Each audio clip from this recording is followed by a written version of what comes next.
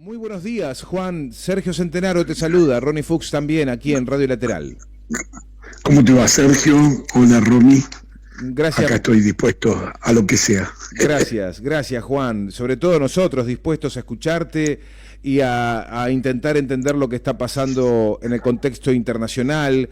Ayer conversábamos con, un especialista en lo que tiene que ver con el análisis internacional, y queremos sumar una voz experta como la tuya para primero aclarar las cosas. ¿El mundo está en guerra? Es la primera pregunta que te voy a hacer. ¿El mundo está en guerra y desde hace cuánto tiempo está en guerra el planeta? No sé si todo el mundo está en guerra, pero digamos que estamos al borde. Se está librando una tercera guerra mundial, porque está en muchos lugares distintos los conflictos, pero de una manera proxy, digamos. Estados Unidos no está en guerra en su territorio ni nada que se le parezca. Lo que quiere es que los europeos hagan el gasto y contra Rusia y por ende también contra China. Lo mismo pasa con el desconocimiento de los grandes medios de prensa de que, según las Naciones Unidas, hace mucho tiempo que está determinado por el conjunto de las naciones que Taiwán es parte de China, indivisible, como las Malvinas de Argentina, por cierto, ¿no? Uh-huh.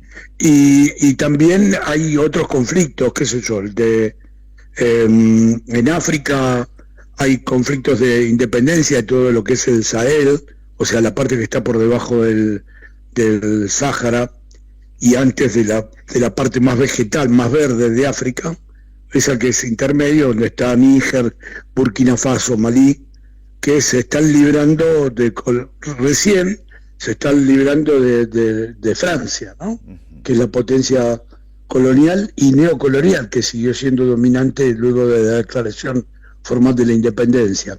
Y esto pasa, hay más conflictos, ¿no? Hay más conflictos. Estos son así los más relevantes, junto con el de Yemen contra Arabia Saudita, que ahora se ha calmado. Por eso le ha dejado tiempo a los yemeníes para ser solidarios con los palestinos, que están tan lejos.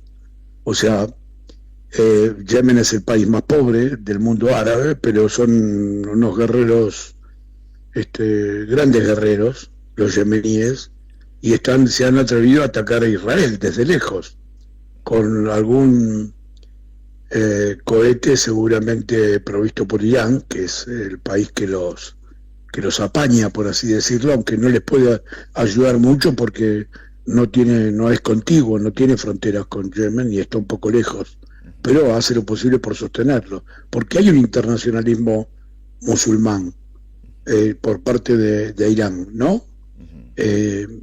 Irán no son árabes, son persas, la mayoría de la población, pero tienen muy claro que es la manera tienen que ser vanguardia de los musulmanes de todo el mundo. Tampoco los indonesios ni los malasios son árabes, y sin embargo son musulmanes. O sea que los musulmanes, en su mayoría, tienen un concepto internacionalista, ¿no? No es el internacionalismo que nosotros conocemos en Occidente, pero hay una situación el peligro que hay hoy es que Estados Unidos se tiente con hacer alguna forma de guerra nuclear, como si la guerra nuclear pudiese limitarse. Esto no es posible, pero hay élites del capitalismo financiero global y de Estados Unidos que creen que puede resetearse el mundo, que puede eliminarse la mitad de la población y reorganizar todo el mundo con el dominio de los grandes grupos económicos. Y esto es un problema que yo creo que la mayoría de la gente no atina a verlo con claridad, porque los medios no están advirtiendo con la suficiente claridad el peligro que se corre. Quiero decir, en un punto, por ejemplo, los medios consideran que Trump es algo así como un amigo de Milei, Pero esto es muy relativo, porque Trump, siendo bastante cachivache como es, todos sabemos, es nacionalista, mientras que Milei es nacionalista norteamericano, ¿no? Todo para Estados Unidos y para Israel. Y Estados Unidos es todo para Estados Unidos, Trump es todo para Estados Unidos. Entonces, yo no tengo ninguna posición ni a favor ni en contra con lo que pasa en Estados Unidos, porque creo que, como bien dijo Andrés Manuel López Obrador y Claudia Sheinbaum, que lo sucedió en México, hay que tener un respeto absoluto por lo que pasa en otros países y que los pueblos son los que tienen que resolver sus internas, ¿no? Pero Kamala Harris es una mujer, tampoco es una lumbrera para nada, es bastante limitada y está en el servicio de Wall Street y del capital financiero global. O sea que el capital financiero global es el que además está impulsando esa locura en Ucrania, que es atacar a Rusia en su territorio, como si Rusia lo fuera a tolerar. Ellos apuestan a que no sé, a que Putin se muera o matarlo, y que esto desencadene una reacción dentro de Rusia, pero yo creo que eso no va a ocurrir, porque los rusos tendrán muchos matices y críticas hacia la administración interna y hacia Putin, etcétera, etcétera, pero es un pueblo que por su historia, porque han sido invadidos por Napoleón y por Hitler, se galvanizan y se ponen sólidos en la defensa de su territorio, que es el más extenso, es la nación más extensa del globo, y tienen perfecto derecho a existir.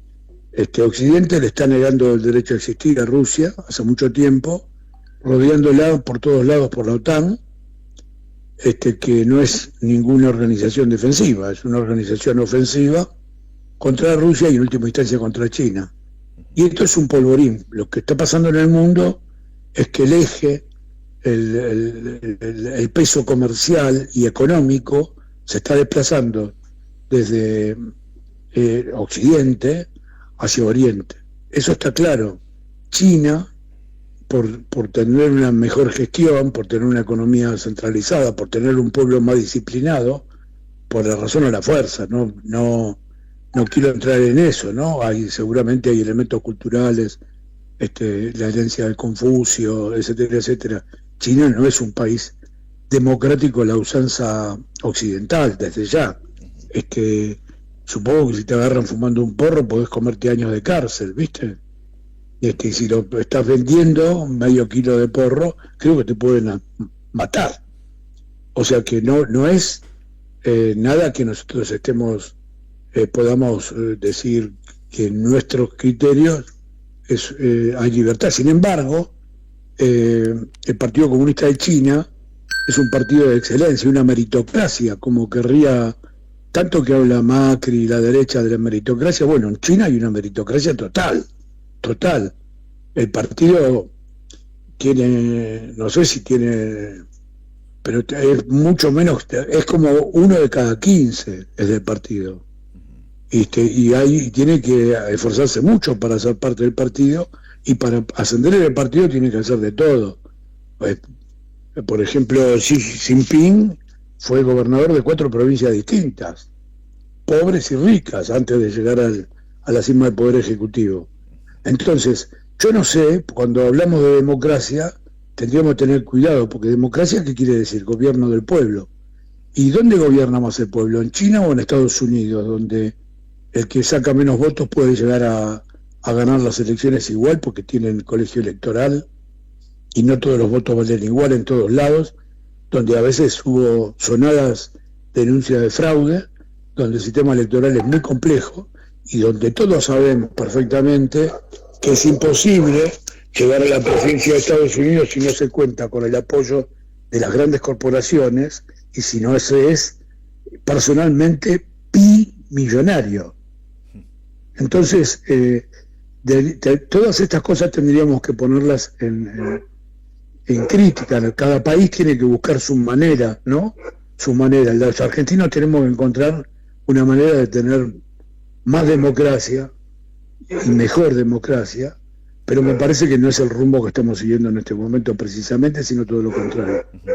Cuando hablaba Juan de que hay una élite en el mundo que piensa con buenos ojos la posibilidad de resetear al mundo y que una porción del planeta desaparezca para volver a arrancar. Yo me quiero quedar con las teorías conspirativas de la pandemia. ¿Puede tener algo que ver? ¿Puede ser algún arma en realidad la pandemia y todavía no lo hemos advertido? Pero no, yo no creo tanto de eso, pero sí creo que es un experimento que se escapó, ¿eh? Que se escapó del laboratorio. Sí, eso sí creo. Bueno, pero también había pasado eso con el SIDA HIV. Acuérdense, hubo muchos, no rumores, hubo muchas investigaciones que decían que se había experimentado con virus y con monos, y que luego se los había inoculado a presidiarios norteamericanos en Estados Unidos, básicamente negros, porque la mayoría de la gente presa en Estados Unidos son negros, increíble, es de un racismo feroz el sistema penitenciario, y prometiéndole que si participaban del experimento acortaban sus penas, y que bueno, algunos participaron y salieron, y bueno, que salieron infectados, y que eso dio origen a la llamada en entonces peste rosa. ¿Te acordás? Sí, sí. Porque decían que era solo de los homosexuales, mentira. O sea que es posible. Lo que quiero es dejar una reflexión para los oyentes y para ustedes. Si se hubiera inventado ya, la CIA viene experimentando en Estados Unidos con enfermedades. Acuérdense, a los cubanos les metieron virus de la viruela, mataron a todos los chanchos, le arruinaron toda la cosecha de maíz, con distintas bacterias y virus, ¿no? A Cuba. Esto está documentado. Si se hubiera inventado ya un virus que no matara a lo que los norteamericanos llaman caucásicos, es decir, gente de piel clara, y sí matara a los orientales, si la especie humana no fuera una sola, como es, sino que hubiera distintas razas y se pudiera, el concepto de raza tuviera algún sustento científico, como los nazis con los arios, ¿no? Y se pudiera inventar un virus que matara a unos y no a otros, hace rato que lo hubieran hecho. Se hubieran librado. Imagínense, las élites occidentales se hubieran liquidado a los chinos, porque además los chinos van a ganar la pelea. La pelea, no es una pelea. Los chinos van a ganar la competencia porque quieren competir, y su sistema, porque son más trabajadores, porque son más disciplinados, básicamente porque llevan no sé cuántos, y 15 o más planes quinquenales. Ustedes imagínense lo que sería la Argentina si en vez de Perón, en vez de haber hecho un plan quinquenal y medio, hubiera podido hacer 15. Esa Argentina que ya fabricaba aviones, que fabricaba automóviles, que tenía material ferroviario, había construido alguna máquina ferroviaria. Si eso hubiera seguido, la Argentina sería un país desarrollado, no cabe duda. Bueno, esto es lo que ha pasado en China. Yo no propongo el modelo chino para nadie, porque nosotros somos latinos y tenemos otra costumbre, ¿no? No me imagino, por ejemplo, a los, no solo a los argentinos, a italianos y españoles, por ejemplo, moverse con los parámetros que se mueven muchos chinos, ¿no? Pero la verdad que van ganando la competencia, sin tener bases militares, porque China tiene una sola base militar en Djibouti, ahí en un lugar para garantizarse que no quedarse sin la provisión de petróleo, pero no pretenden dominar a ningún otro pueblo. Algunos me va a decir, bueno, pero Tíbet tendrían que ser independientes, la minoría uigur en el sur, en el suroeste, que son musulmanes. Bueno, sí, pero son problemas internos como nosotros, lo mismo que la Argentina tiene con los pueblos aborígenes, con los mapuches, por ejemplo, ¿no? Por lo único, Por supuesto que hay gente que dice que los mapuches no son argentinos, pero bueno, también hay gente que dice que los uigures no son chinos, pero todo eso es muy discutible. Y yo, por supuesto, no me voy a poner acá sin haber estudiado ni ser antropólogo a dictaminar si los uigures son chinos o no son chinos. Yo creo que hay que respetar. Nosotros tenemos que enfocarnos en nuestros problemas, pero tenemos que darle más bola y estar más interesados en lo que pasa en el mundo. Porque estamos en peligro. Por ejemplo, lo voy a decir con todas las letras. El presidente que tenemos es un tarado. Ahora tiene que ir a China ahora, después de decir que eran comunistas y que no hacía nunca negocio con comunistas. Y se dio cuenta que los comunistas chinos le renovaron el swap y por eso no se cayó todavía. Entonces, antes de hablar, uno tiene que pensar. Y este hombre habla todo el día, dice pavadas. Es un hombre... Ahora se ha descubierto que plagió el discurso de un programa de televisión, sí. El discurso de las Naciones Unidas. Sí. Es un tipo que es impresentable. Yo no estoy proponiendo el juicio político por la sencilla razón de que no nos dan los números para el juicio político y que si lo echáramos a él quedaría Villarroel. Pero el pueblo tiene que salir a la calle y decir que no va a tolerar más toda esta pavada. Porque además es sangre, es hambre y es muerte. Está mucha gente que se va a morir por falta de medicamentos, por falta de comida. La cantidad de chicos que no le va a llegar agua al tanque porque están comiendo mal. Y después vamos a tener que, yo no voy a estar, pero dentro de 20 años, si la humanidad sigue, vamos a escuchar a los mismos tipos que hoy están hablando, los hijos de Majul y del lechoso Viale, diciendo que hay mucha delincuencia. ¿Cómo no va a haber delincuencia si la gente no come y no tiene plata? Algunos van a salir. La gente no se... Lo dijo el propio Milei, dijo, si se van a morir, antes de morirse de hambre van a hacer algo. Sí, van a hacer algo. Lo que están haciendo es saliendo por la calle en todos lados, en todas las estaciones hay gente vendiendo chucherías o haciendo tortillas en la calle, y teniendo a la policía que les incauta sus elementos de trabajo para poder comer. Va contra los manteros. ¿Qué quiere que haga la gente? ¿Que se muera de hambre sin protestar? Es insólito lo que está viviendo en la Argentina. Y esto no pasó nunca, y en otras épocas, con otras tecnologías, y en otras épocas esto terminaba muy, muy mal, muy violentamente. Porque lo que está haciendo el gobierno es de una violencia inusitada contra la gente. Los que todavía podemos comer todos los días, podemos hacernos los tontos, pero la mitad del pueblo argentino la está pasando horriblemente mal, y casi un cuarto la está pasando no horriblemente mal, peor. Entonces, el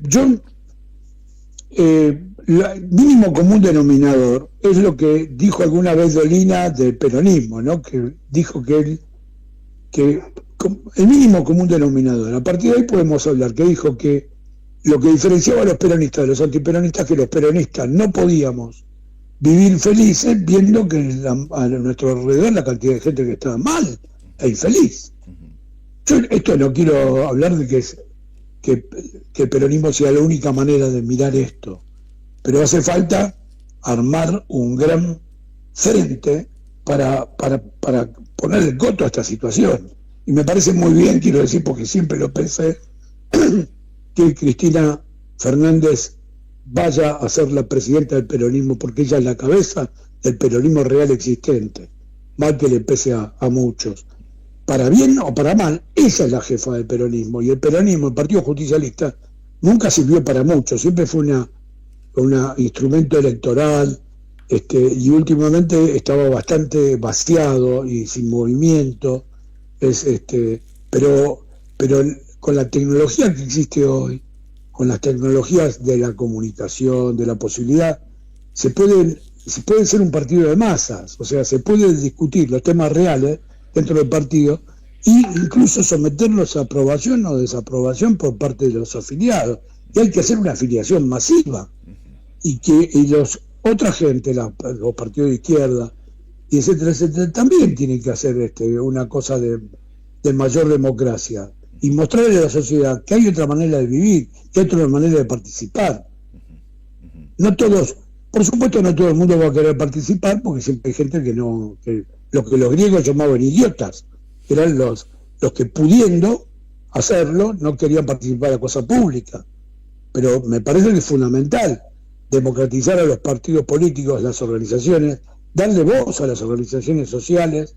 La CGT se empezó a mover hacia ese lugar con muchas dificultades, porque ya sabemos la calidad de dirigentes que tenemos, ¿no? Hay muchos que son horrendos, pero para englobar, para tener que tenga representación los movimientos sociales, la gente que se ha quedado sin trabajo y se autoorganizando. Hay cosas así, porque algunas cosas las apoyó, por supuesto, la CTA, que está en trance de unificarse, y Pablo Moyano, por ejemplo, y la gente de telefónicos, de metalúrgicos, que están en esa tesitura. Pero es fundamental una organización popular rápido para parar esto, porque este hombre, si lo dejamos, no deja nada. Entrega todo, entrega la Malvinas, la Antártida, la soja, el litio, el oro, la minería, porque la ley Rigi es una ley tremenda, que en la historia va a juzgar muy mal a quienes, no siendo de mi ley, la aprobaron.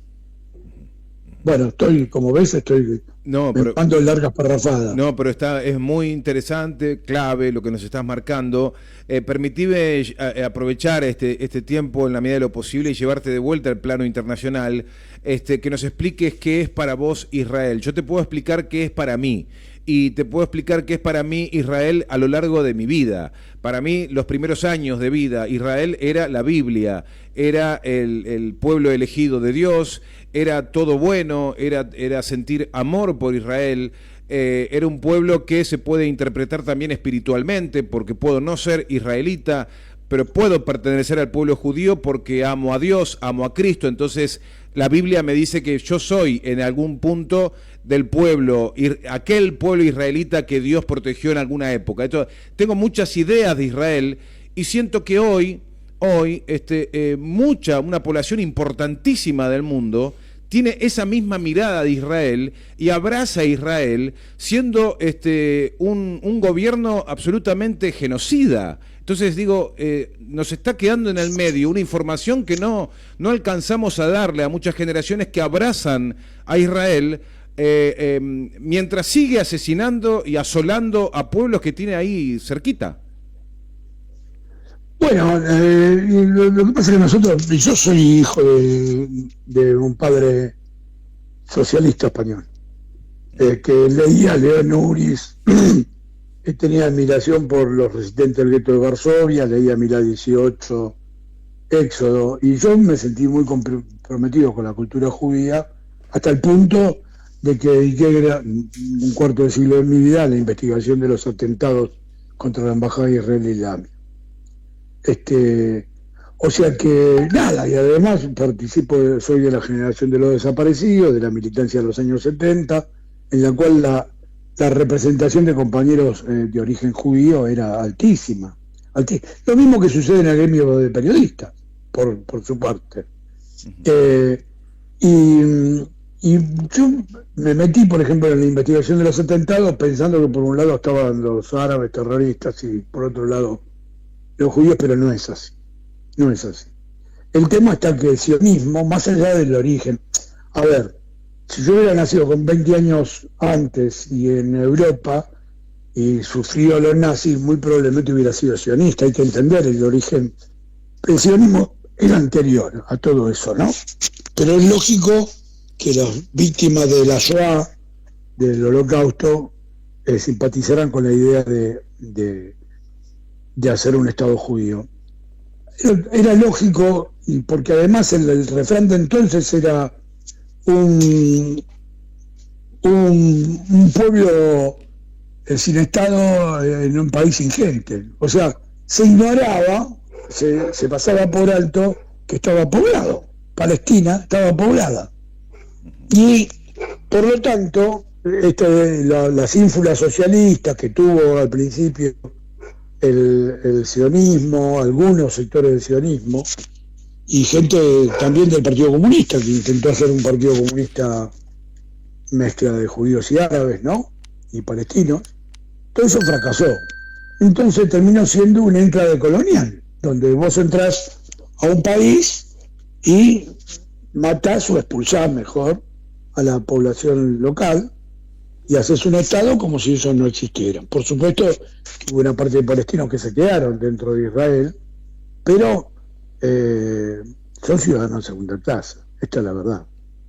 Y sobre todo desde la muerte, esa que fue la frutilla del postre, que es el asesinato de Rabin.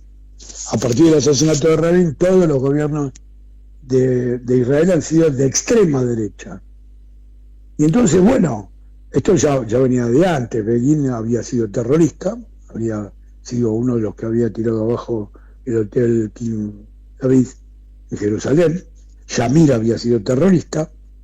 Y ahora la palabra terrorista se emplea al buen tuntún. O sea, cuando el poder no le interesa a alguien, es terrorista. Y por gente que practica tanto el terrorismo de Estado como Patricia Bullrich, por ejemplo, que se dedica a hablar de terroristas, ve terroristas por todas partes. Bueno, y no ven la viga en el ojo propio, ¿no?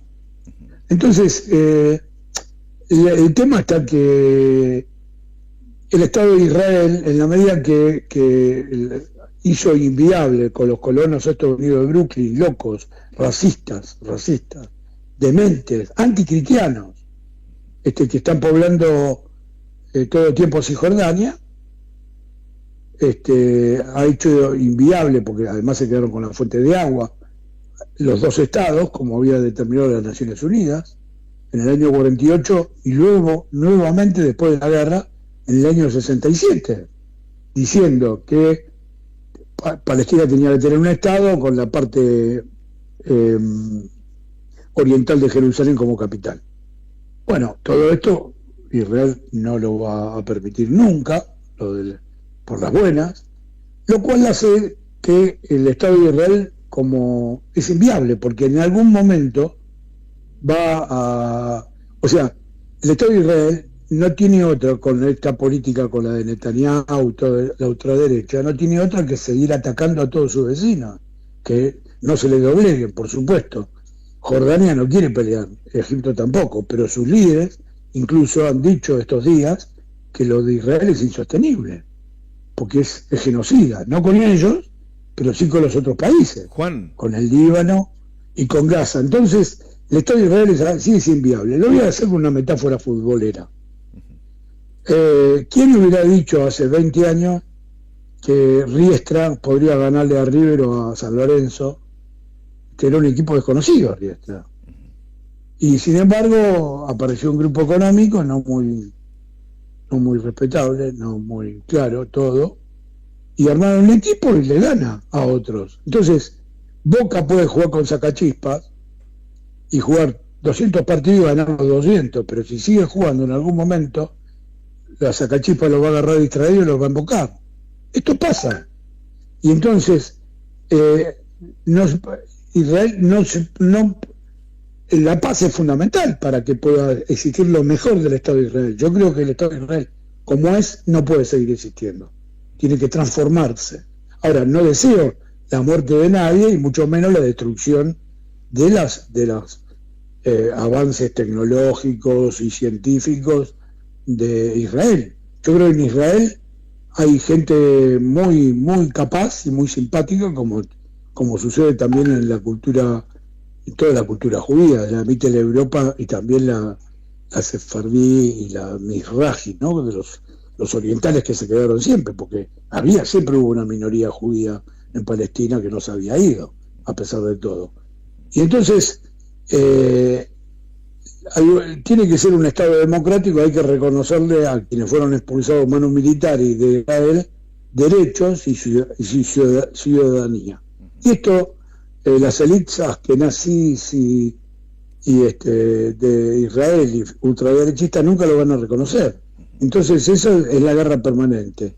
Y la guerra permanente alguna vez se pierde. Se puede ganar muchas veces, pero alguna vez se pierde.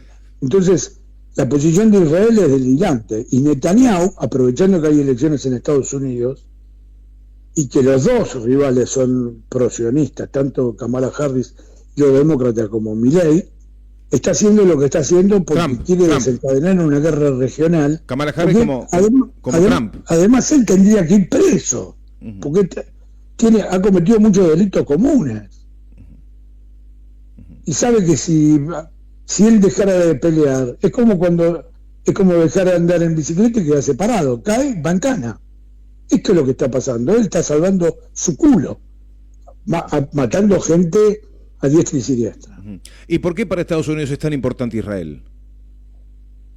Bueno, porque es un portaaviones. Genial, es el lugar donde le asegura el control. O sea, Israel le permite tener cierto control sobre el Medio Oriente y sobre África y sobre muchos lugares. Esa es la verdad.